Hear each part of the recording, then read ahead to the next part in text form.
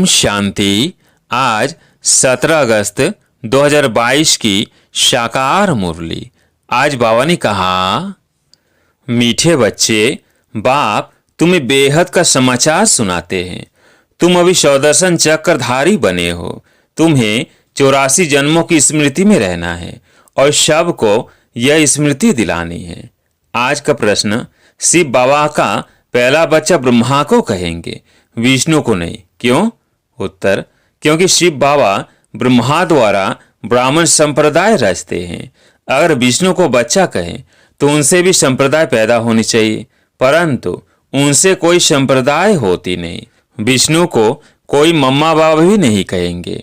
वह जब लक्ष्मी नारायण के रूप में महाराजा महारानी है तो उनको अपना बच्चा ही मम्मा बाबा कहते। ब्रह्मा से तो ब्राह्मण संप्रदाय पैदा होते हैं। गीत है, तुम यो माता पिता। ओम शांति। बाप बैठ बच्चों को समझाते हैं कि कोई गुरु गोसाई ऐसे नहीं कह सकते कि बाप बैठ बच्चों को समझाते हैं। बाप बच्चों को क्या समझाएंगे? कौन सा बाप है यह तो सिर्फ तुम जानते हो, और कोई सत्संग में ऐसे कह नहीं सकते। भल बाबा साईं मेहर बाबा कहते हैं, परंतु वो लोग तो कुछ भी समझते ही नहीं जो बोले। तुम जानते हो यह बेहद का बाप है, बेहद का समाचार सुनाते हैं। एक होता है हद का समाचार और दूसरा होता है बेहद का समाचार। इस दुनिया में कोई जानते ही नहीं। बाप कहते हैं तुमको बेहद का समाचार सुनाते हैं तो तुमको सृष्टि के आदि मध्य अंत का ज्ञान बुद्धि में आ जाता है। तुम जानते हो बरोबर बाप ने अपना परिचय दिया है और सृष्टि चक्र कैसे फिरता है वह भी यथार्थ रीति समझाया है। उसे समझकर हम औरों को समझाते हैं। बीज को परमपिता परमात्मा वह बाप कहते हैं। हमें उनके बच्चे आत्माएं। तुम बच्चों की बुद्धि में हैं कि हम आत्माएं परमात्मा की संतान हैं। परमपिता परमात्मा परम धाम में रहने वाले हैं। उन्होंने मूल वतन का समाचार समझाया है, कैसी यह सारी माला बनती है। पहले पहले बाप समझाते हैं, मैं तुम्हारा बाप हूँ और मैं परम धाम में रहता हूँ। मुझे ही नॉलेजफुल ब्लिसफुल कहते हैं। मैं आकर तुम आत्माओं को पवित्रता सुख शांति का वर्षा देता हूँ। बच्चों की बुद्धि में यह फिरता रहता है, हम असल में कहाँ के रहने वाले हैं। हम सभी आत्माओं को भी पाठ बजाना है। पाठ का राज कोई भी समझ नहीं सकते हैं, सिर्फ कहते रहते हैं पुनर्जन्म लेंगे। आत्मा इतने जन्म लेती है, कोई 84 लाख जन्म कहते। कोई को समझाओ तो समझ जाते हैं कि 84 जन्म ठीक है। 84 जन्म कैसे लेते हैं यह बुद्धि में होना चाहिए।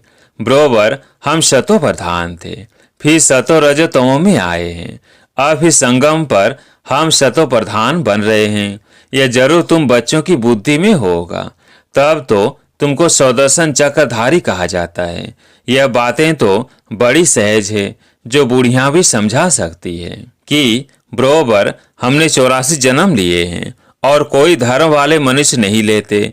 यह भी समझाना होता है। अभी हम ब्राह्मण हैं, फिर देवता क्षत्रिय वैश्य शूद्र बनते हैं। ऊंच तुच्छ है शिव बाबा, यह अभी तुम्हारी बुद्धि में है। ऐसे हम पुनर्जन्म लेते हैं। पुनर्जन्म को तो जरूर मानना पड़े। अब तुमको अपनी 84 जन्मों के पाठ की स्मृति आई है।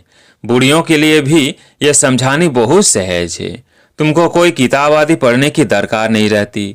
बाप ने समझाया है कि तुम 84 जन्म कैसे लेते हो।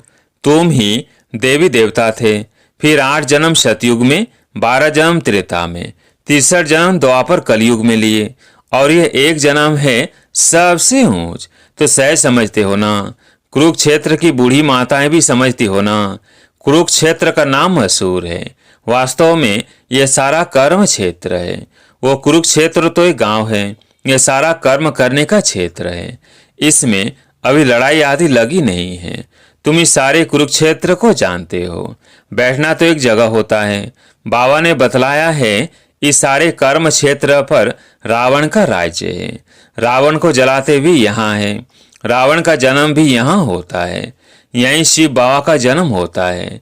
यहाँ ही देवी देवताएं थे, फिर वही पहले पहले वाम मार्ग में जाते हैं। बाबा भी यहाँ भारत में ही आते हैं। भारत की बड़ी महिमा है। बाप भी भारत में ही बैठ समझाते हैं।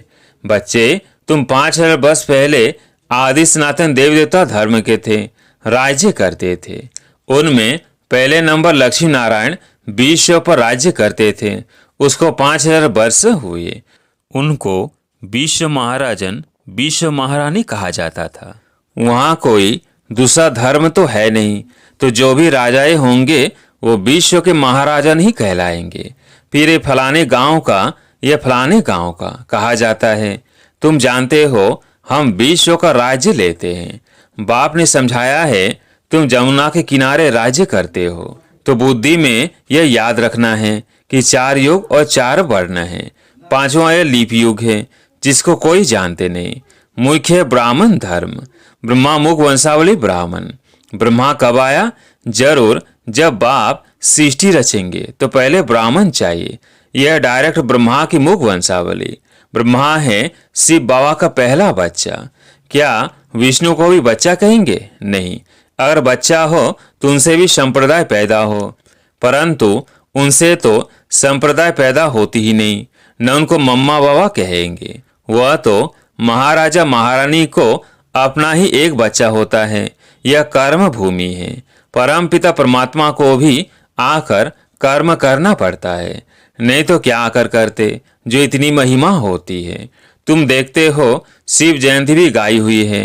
भल शिव पुराण लिखा है, परंतु उसमें कोई बात समझ में नहीं आती। मुख्य है ही गीता। तुम अच्छी रीति समझ गए हो कि कैसे शिव बाबा आते हैं। ब्रह्मा भी जरूर चाहिए। अब ब्रह्मा कहाँ से आया? सूक्ष्म वतन में तो संपूर्ण ब्रह्मा है। इस बात में ही लोग अटकते हैं। ब्रह्मा का कर्तव्य क्या है? सूक्ष्म वतन में रहकर क्या करते होंगे? बाप समझाते हैं, जब यह व्यक्त रूप में है तो इन द्वारा ज्ञान देता हूँ। फिर यही ज्ञान लेते लेते फरिश्ता बन जाते हैं। वह संपूर्ण रूप। वैसे मम्मा का भी है, तुम्हारा भी ऐसे संपूर्ण रूप बन जाता है। बूढ़ी बूढ़ी माताएं सिर्फ इतना धारण करे कि हम 84 जन्म कैसे लेते हैं। यह भी समझाया जाता है कि बाबा कर्म क्षेत्र पर पाठ बजाने भेज देते हैं, मुख से कुछ बोलते नहीं हैं। यह भी ड्रामा बना हुआ है। ड्रामा अनुसार हर एक को अपने अपने समय पर आना है। तो बाप बैठ समझाते हैं कि सृष्टि के आदि में पहले पहले कौन थे, फिर अंत में कौन थे। अंत में सारी संप्रदाय जड़ जड़ीभूत अवस्था को पाई हुई है। बाकी ऐसे नहीं कि प्रलय हो जाती है, फिर श्री कृष्ण अंगूठा चूसता हुआ आता है। बाप ब्रह्मा द्वारा स्थापना करते हैं नई संप्रदाय की। परम पिता परमात्मा इस देवी सृष्टि की रचना कैसे करते हैं यह तो तुम जानते हो। वह तो कृष्ण को समझ बैठे हैं। तुम जानते हो बाप ही पतित पावन है। अंत में ही आएंगे पावन बनाने। जो कल पहले पावन बने थे वही आएंगे, आकर ब्रह्मा के मुख वंशावली बनेंगे और पुरुषार्थ कर शिव बाबा से अपना वर्षा लेंगे। रचयिता नॉलेजफुल वो है ना, वर्षा बाप से ही मिल सकता है। दादा को भी उनसे मिलता है। उनकी महिमा गाई जाती है। तमेव मातस्य पिता। बरोबर सच्चा सुख देने वाला वो है। यह भी तुम जानते हो, दुनिया नहीं जानती। जब रावण राज्य शुरू होता है तभी दुख शुरू होता है। रावण बेसमझ बना देते हैं। बालक में जब तक विकारों की प्रवेशता नहीं है तो उनको महात्मा समान कहते हैं। जब बालिग होता है तब लौकिक संबंधी उनको दुख का रास्ता बतलाते हैं।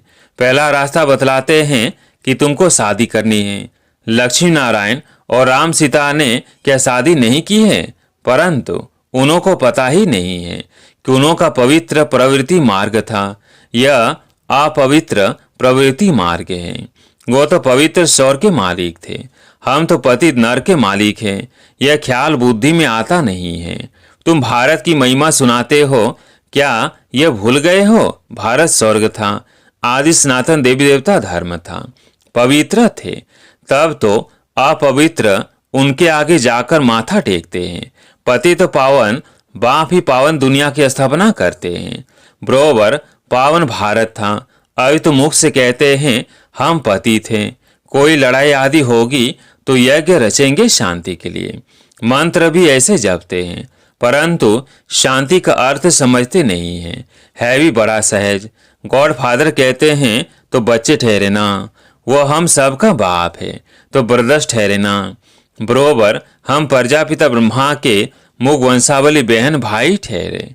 सतयुग में तो मुग वंशावली होती नहीं, सिर्फ संगम पर ही मुग वंशावली होने से बहन भाई कहलाते हो। बाप कहते हैं मैं कल्प कल्प कल्प के संगम युग पर साधारण वृद्ध तन में प्रवेश करता हूँ, जिसका नाम फिर ब्रह्मा रखता हूँ, जो फिर ज्ञान को धारण करके अव्यक्त संपूर्ण ब्रह्मा बनते हैं। है वही, दूसरी बात नहीं है। ब्राह्मण फिर वही देवता बनते हैं, चक्र लगाकर अंत में आकर शूद्र बनते हैं, फिर ब्रह्मा द्वारा ब्राह्मण रचते हैं। बुढ़ियों के ऊपर भी ब्राह्मणियों को मेहनत करनी है। हमने 84 जन्म पूरे किए हैं, ये तो समझ सकते हैं ना। बाबा कहते हैं मुझे याद करो, इस योग अग्नि से ही विकर्म विनाश होंगे। सभी आत्माओं को कहते हैं माँ में कम याद करो। शिव बाबा कहते हैं लकी सितारों, हे शालिग्रामों, तुम आत्माओं की बुद्धि में यह ज्ञान डालते हैं। आत्मा सुनती है, परमात्मा बाप सुनाते हैं ब्रह्मा मुख द्वारा। ब्रह्मा द्वारा स्थापना तो जरूर मनुष्य होगा और बूढ़ा भी होगा। ब्रह्मा को भी हमेशा बूढ़ा दिखाते हैं, कृष्ण को छोटा समझते हैं। ब्रह्मा को कभी छोटा बच्चा नहीं कहेंगे, उनका छोटा रूप बनाते नहीं हैं। जैसे लक्ष्मी नारायण का छोटा रूप नहीं दिखाते, वैसे ब्रह्मा का भी नहीं दिखाते हैं। बाप खुद कहते हैं मैं वृद्ध तन में आता हूँ, तो तुम बच्चों को भी यही मंत्र सुनाते रहना है। शिव बाबा कहते हैं माँ में कम याद करो। शिव को ब्रह्मा को बाबा कहते हैं, शंकर को कई बाबा नहीं कहते, वह तो शिव शंकर को मिला देते हैं। तो यह भी बुद्धि में बिठाना है। आत्माओं का बाप अब परम पिता परमात्मा आए हैं, तो ऐसी ऐसी सहज बातें बुढ़ियों को समझानी चाहिए। बाबा प्रश्न पूछते हैं कि आगे तुमको क्या बनाया था, तो इतना तो कहे कि सौदर्शन चक्रधारी बने थे। बाप को और चक्र को याद करने से तुम रूहानी विलायत में चले जाएंगे। वो फौरन तो दूर देश है ना, हम आत्माएं सब दूर देश में रहने वाली है। हमारा घर देखो कहाँ है, सूर्य चांद से भी पार, जहाँ कोई गम नहीं है। अभी तुम आत्माओं को घर की याद आई है। हम वहाँ अशरीरी रहते थे, शरीर नहीं था, यह खुशी होनी चाहिए। अभी हम अपने घर जाते हैं, बाप का घर सो अपना घर। बाबा ने कहा है मुझे याद करो और अपने मुक्ति धाम को याद करो। साइंस घमंडी तो परमात्मा को बिल्कुल नहीं जानते हैं। बाप को तरस पड़ता है कि उन्हों के कानों में भी कुछ पड़ता रहे, तो शिव बाबा को याद करें। देवाभिमान टूट जाए। नर से नारायण बनने की यह सत्य कथा है। सच्चे बाप को याद करो तो सचखंड के मालिक बन जाएंगे। सच्चा बाबा ही स्वर्ग स्थापन करते हैं। कहते हैं और संग बुद्धि योग तोड़ो। सरकारी नौकरी 8 घंटा करते हो, उनसे भी बहुत ऊंची कमाई है। कहाँ भी जाओ बुद्धि से यह याद करते रहना है, तुम कर्म योगी हो। कितना सहज समझाते हैं। बुढ़ियों को देखकर मैं बहुत खुश होता हूँ, क्योंकि फिर भी हमारी हम जिनस है। मैं मालिक बनूं, हम जिनस न बने तो यह भी ठीक नहीं। बाप है अविनाशी ज्ञान सर्जन। ज्ञान इंजेक्शन सदगुरु दिया, अज्ञान अंधेर विनाश। तुम्हारा अज्ञान दूर हो गया है, बुद्धि में ज्ञान आ गया है, सब कुछ जान गए हो। अच्छा, मीठे मीठे सिकिलधे बच्चों प्रति माता पिता बाप दादा का याद प्यार और गुड मॉर्निंग। रूहानी बाप की रूहानी बच्चों को नमस्ते। हम रूहानी बच्चों की रूहानी बाप दादा को याद प्यार गुड मॉर्निंग नमस्ते नमस्ते। धारणा के लिए मुख्य सार। पहला पॉइंट, ऊंची कमाई करने के लिए बुद्धि का योग और सबसे तोड़ एक बाप से जोड़ना है। सच्चे बाप को याद कर सचखंड का मालिक बनना है। दूसरा पॉइंट, जैसे ब्रह्मा बाप ज्ञान को धारण कर संपूर्ण बनते हैं, ऐसे ही बाप समान संपूर्ण बनना है। आज प्यारे मीठे बाबा का वरदान, अटूट निश्चय के आधार पर विजय का अनुभव करने वाले सदा हर्षित और निश्चिंत भव। अटूट निश्चय के आधार पर विजय का अनुभव करने वाले सदा हर्षित और निश्चिंत भव।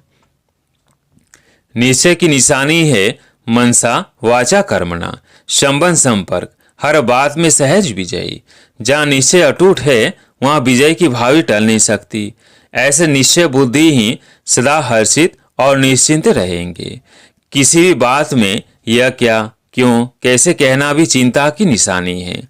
निश्चय बुद्धि निश्चित आत्मा का स्लोगन है। जो हुआ, अच्छा है और अच्छा ही होना है। वो बुराई में भी अच्छाई का अनुभव करेंगे। चिंता शब्द की भी अविद्या होगी। आज का स्लोगन सदा प्रसन्न चित रहना है, तो बुद्धि रूपी कंप्यूटर में फुल स्टॉप की मात्रा लगाओ। सदा प्रसन्न चित रहना है तो बुद्धि रूपी कंप्यूटर में फुल स्टॉप की मात्रा लगाओ। अच्छा, ओम शांति।